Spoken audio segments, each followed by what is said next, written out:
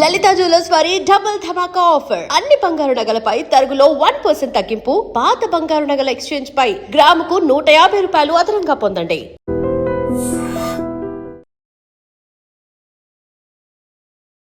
నమస్కారం, welcome to I dream. ధర్మ మార్గం విత్ విజిత కార్యక్రమానికి స్వాగతం.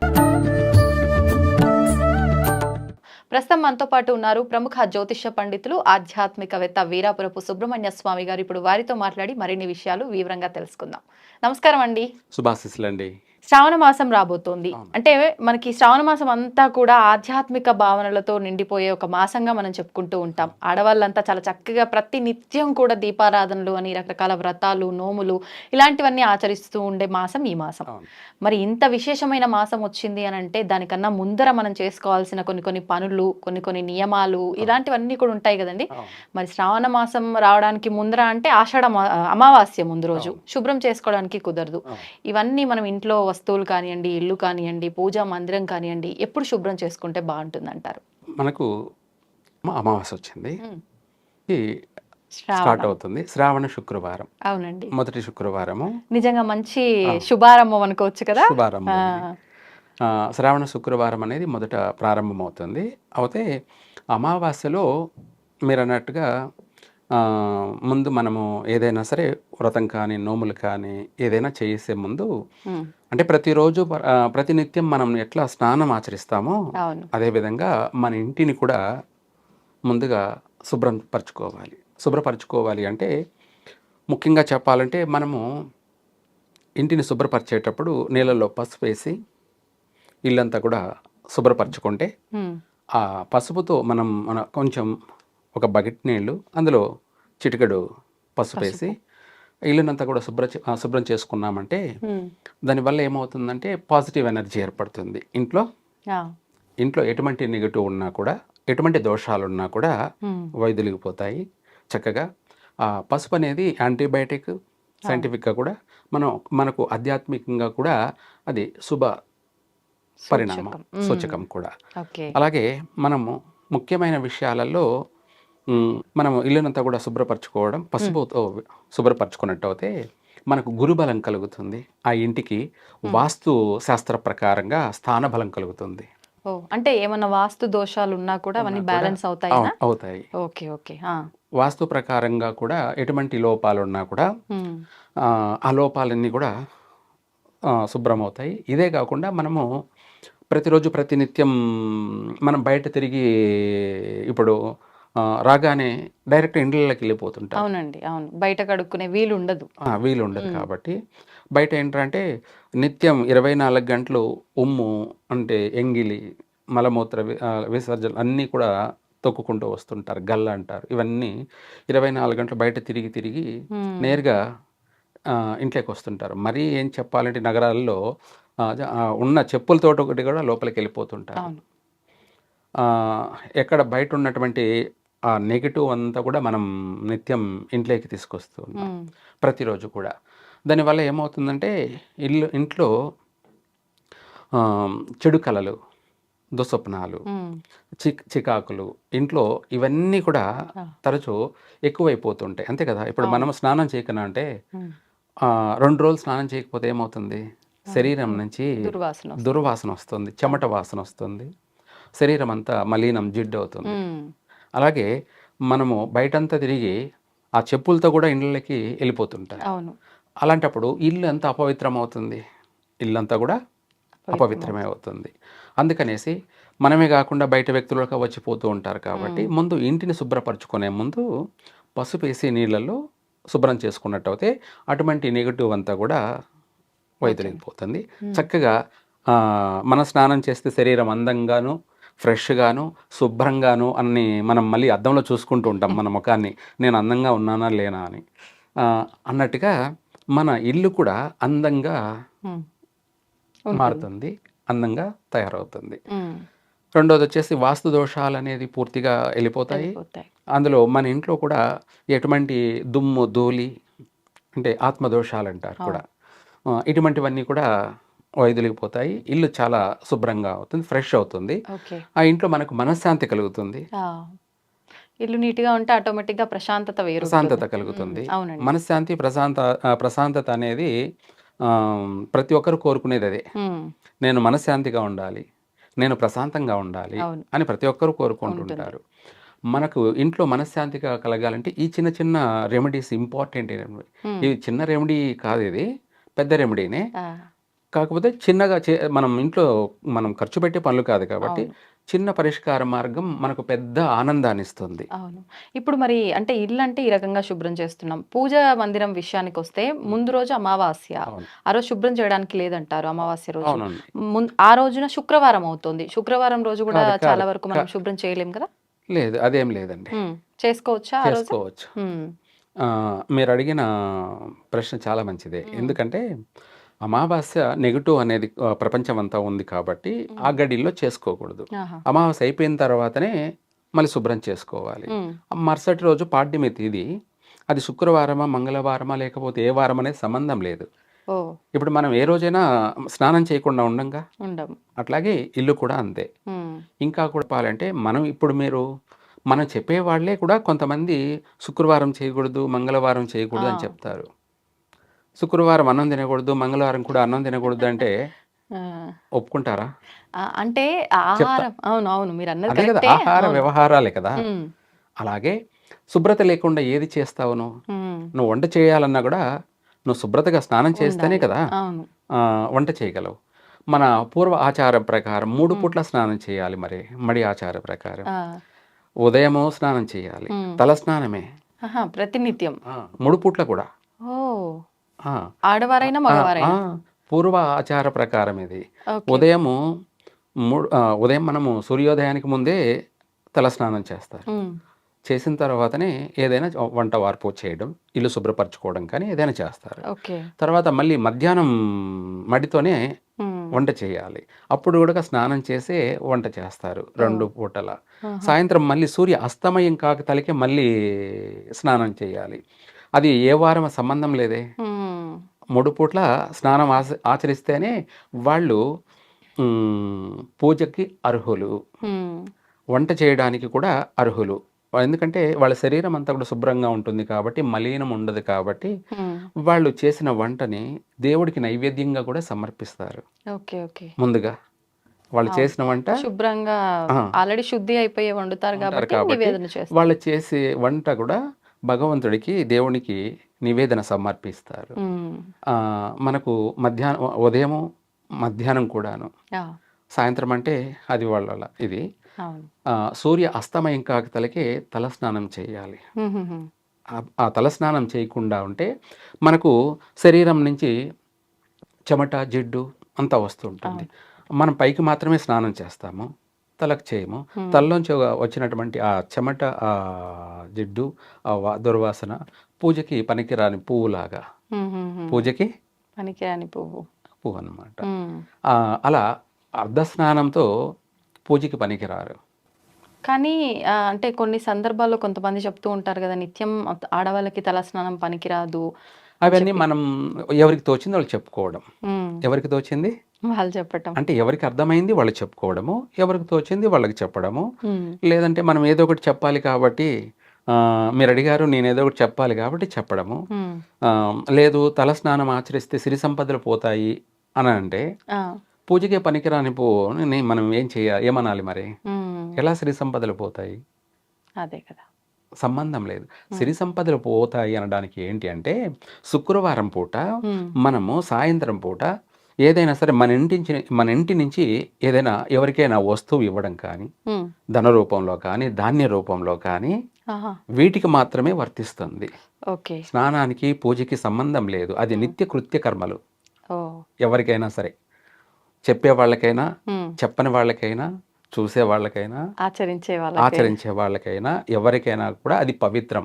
ఉమ్, అది ముందు మనం శుభ్రంగా ఉండడం, తర్వాత ప్రతిదీ కూడా శుభ్రంగా చేయడం, అందంగాను తీర్చుకోవడం, అంతవరకే. మనం శుక్రవారం కానీ, మంగళవారం కానీ సాయంత్ర సమయంలో ఎవరికైనా మనము అప్పుగా ఇవ్వడం కానీ, మన ఇంటి నుంచి వస్తువు ఏదైనా బయటికి పంపించడం కానీ, ఓకే. లేదంటే మన ఇంటి ఆడపిల్లను సాయంత్రం శుక్రవారం పూట కావచ్చు, లేదంటే మంగళవారం కావచ్చు, అత్తగారింటికి పంపించడం కానీ, మ్మ్. లేదంటే ఎక్కడికైనా దూరాభారం అంటే పంపించడం కొత్తగా కానీ. పెళ్ళైన వాళ్ళ ఎవరైనా లేదు సరే లేదు, కొత్తగా పెళ్ళైన వాళ్ళు కాదు, అందరూ? పెళ్లి కాని వాళ్ళు కూడా. ఆహా. అంటే బయట ఎక్కడికైనా పంపించడం కానీ, మ్మ్. వేరే వాళ్ళ ఇళ్ళకి పంపించడం కానీ, ఓకే. ఆ, అట్లా ఏదైనా కొన్ని కొన్ని పనులు, ఏ పనులు చేయాలి అంటే మనము ఏది ఆచరించాలి, ఏది ఆచరించకూడదు అనేది కూడా 100% రీజన్ ఉండాలి. మ్మ్. శుక్రవారం స్నానం చేయకూడదు అని అంటే మామూలుగా అసలు తల స్నానం చేయకూడదు అనే వాళ్ళు కూడా ఉన్నారనమాట. ఉన్నారు ఉన్నారు. స్నానం చేయకపోతే పూజకి ఎలా పనికొస్తారు? మ్మ్. అంటే ప్రత్యేకమైన రోజులలో ఖచ్చితంగా తలస్నానం చేయాల్సిందే. తిథులు, వారాలు ఇవన్నీ మామూలుగా అయితే సంబంధం లేదు. యాక్చువల్గా అయితే నిత్యం చేయాల్సిందే మ్మ్. తలస్నానం కూడా, అందరూ కూడా. ఓకే. ఇప్పుడు ఉన్నటువంటి బిజీ ఇదిని బట్టి ఇప్పుడు వాళ్ళ వాళ్ళ వాళ్ళ వృత్తి ప్రకారంగా ఎవరి పనులు వాళ్ళు బిజీ. రెండోది, రోజు రోజుకి లైఫ్ చేంజ్ అనేది మ్మ్. మారిపోతూ ఉంటుంది. అవును. మనము కొత్త ఒక వింత, పాత ఒక రోత. రోత అన్నట్టుగా. ఇప్పుడు ఇంకా చెప్పాలి అంటే స్నానమే చేయకుండా సెంటు కొట్టేసుకొని, ఎందుకంటే మన శరీరం నుంచి ఆ, ఒక పూల వాసన వస్తే చాలు అన్నట్టుగా సెంటు కొట్టేసుకొని పనులు చేసుకోవడమే. ఇలా మారిపోయింది కాలం, మ్మ్. అంటే పరిస్థితులకు తగ్గట్టుగా వెళ్తున్నారు. మారిపోయింది. అది 100% కరెక్ట్ కాదు. ప్రకృతి ప్రకారంగా మనము ముందు పవిత్రంగా ఉన్నామా లేదా, అంటే మనం శుభ్రంగా ఉన్నామా లేదా. అవును. మనం ఎప్పుడైతే పవిత్రంగాను శుభ్రంగా ఉంటామో అప్పుడు అన్నిటికీ అర్హులం. అంతే. పూజ చేయడానికి కానీ, వంట చేయడానికి కానీ, అన్నిటికీ కూడా 100% ప్రతిదీ కూడా శుభ్రతే. ఇంకా చెప్పాలి అంటే మీరు ఇందాక అడిగారు కాబట్టి ఒక మాట చెప్తాను. తలస్నానం అన్నాం కదా, తలస్నానం చేయకుండా ఉంటే మన శిరస్సులో, తలలో సూక్ష్మ క్రిములు ఉంటాయి, మ్మ్. వెంట్రుకల్లో ఉండిపోతాయి. అయితే ఇది ఏమిటి అని మీరు అడగచ్చు. ఇప్పుడు కరోనా, కోవిడ్ అనేది ఉండింది కదా, మనకు అవి సూక్ష్మ క్రిములు ముక్కల్లోకి వెళ్ళిపోతాయని చెప్పేసి మ్మ్. దానివల్ల కోవిడ్ వస్తుంది అని అవును చెప్పేవారు. అవును. దీని గురించి కామెంట్ కూడా వస్తాయి చెప్తే. మ్మ్. ఎలా అంటే ముక్కల్లో మనకు వెంట్రుకలు ఉంటాయి, ఆ వెంట్రుకలు శుభ్రంగా పీకేసుకుంటుంటారు. అర్థమైందా? ముక్కల్లో వెంట్రుకల్ని పీకేసుకుంటారు. దానివల్లనే కోవిడ్ వచ్చే అవకాశం ఉంది. కోవిడ్ అనే మనకు అదొక ప్రత్యేకంగా పేరు పెట్టాల్సిన అవసరం లే. ఎటువంటి అయినా కూడా మనకు శ్వాసకోశాలకు సంబంధించి, కోల్డ్కు, జలుబుకు సంబంధించి, ఆస్మా అంటారు, ఇటువంటి వాటన్నిటికీ అవకాశం ఉంది ఆ వెంట్రుకలు లేకపోతే.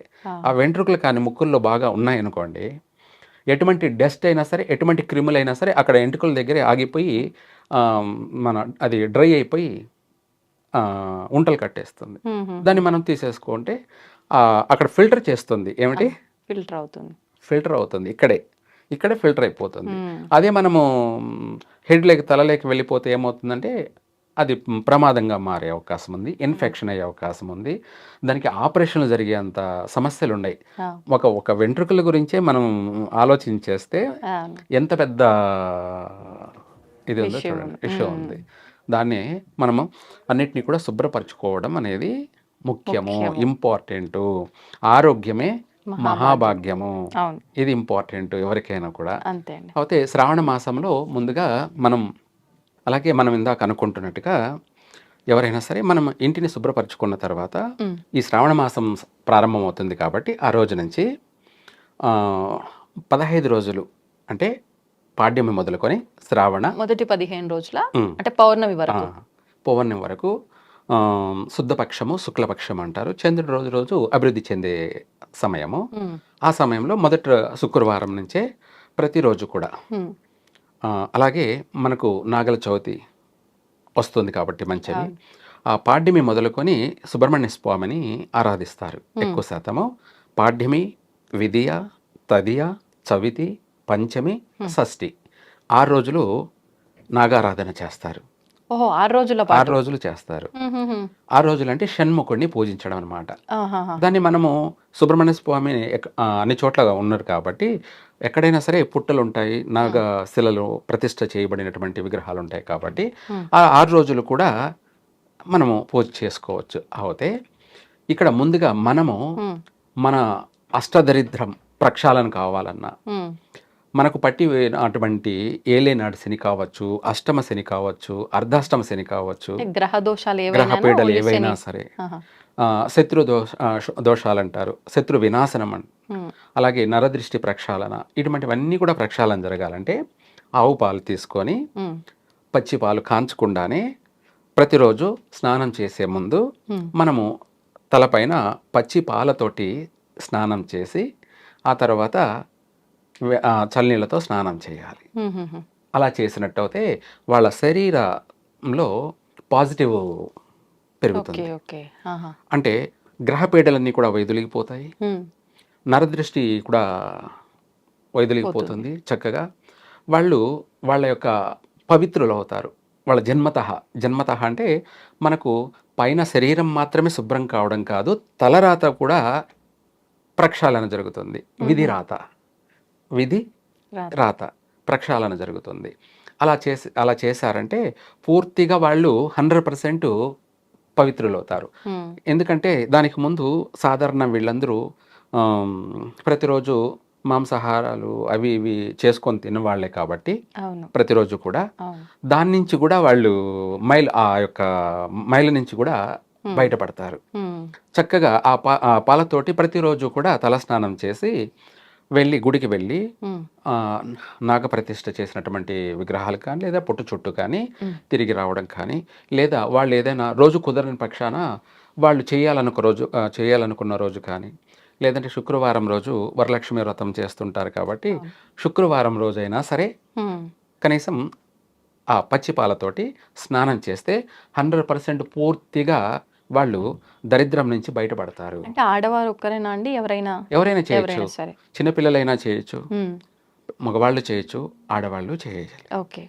తప్పకుండా ఎక్కువ శాతం ఏంటంటే నోములు వ్రతాలు అంటే ముఖ్యంగా చెప్పాలంటే స్త్రీలు 100% వాళ్ళు భక్తి ప్రపత్తులతోటి వాళ్ళు చేసే పూజల వల్ల, వాళ్ళు చేసే అటువంటి క్రియా విధానాలు, వాళ్ళ నిష్టలు, వాళ్ళ ఉపవాసాల వల్ల కుటుంబం అంతా కూడా అభివృద్ధి చెందుతుంది.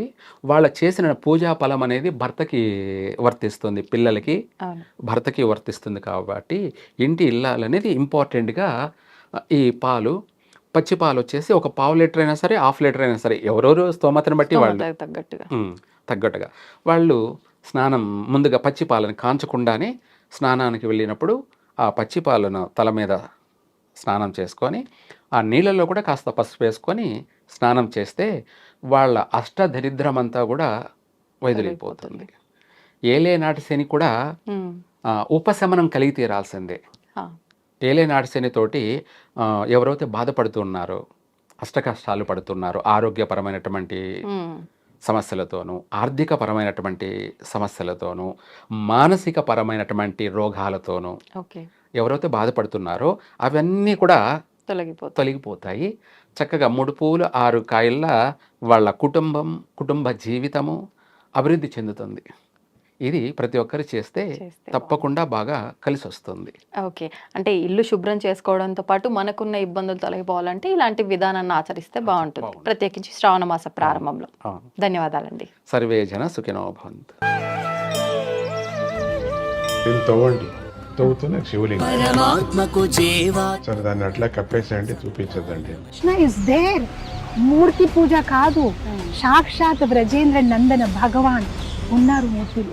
ఏమీ ఆశించకుండా ఆరాధించే వాళ్ళు కూడా ఉన్నారా ప్రభుజీ? నిజమైన భక్తి అంటే మనకు తెలియదు. And for more videos, please subscribe to iDream. Please subscribe to iDream. Please subscribe iDream. And please subscribe to iDream. For more videos, subscribe to iDream. please like, share and subscribe to the channel. Congratulations, iDream. Subscribe to iDream. Subscribe to iDream. So subscribe to iDream Media. iDream ki iDream team andarki huge congratulations. Please subscribe iDream Media. Please subscribe to iDream. Subscribe iDream. Please subscribe to iDream. iDream అంటే నా కళల channel subscribe చేసుకున్న నోరు తిరుగుతలేదు, మీరైతే గంట గుర్తు కొట్టండి. For more such videos, please subscribe to iDream. Subscribe to iDream. Please subscribe to iDream. Please subscribe iDream Media. Please do subscribe to iDream. Please subscribe to iDream Media. For best entertainment and information, please subscribe iDream. And don't forget to subscribe to iDream.